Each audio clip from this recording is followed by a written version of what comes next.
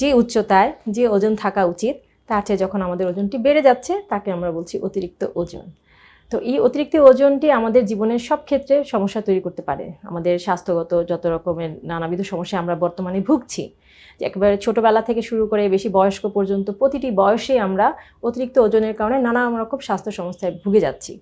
যদি আমি ভাগ করে বলি, একেবারে ছোট বয়স থেকে যেসব বাচ্চারা অতিরিক্ত ওজনে আছেন তাদের নানা রকম অসুখ বিসুখ যেটা বয়সের আগেই তৈরি হয়ে যাচ্ছে, ডায়াবেটিস, হাইপারটেনশন, হ্যাঁ, এগুলো।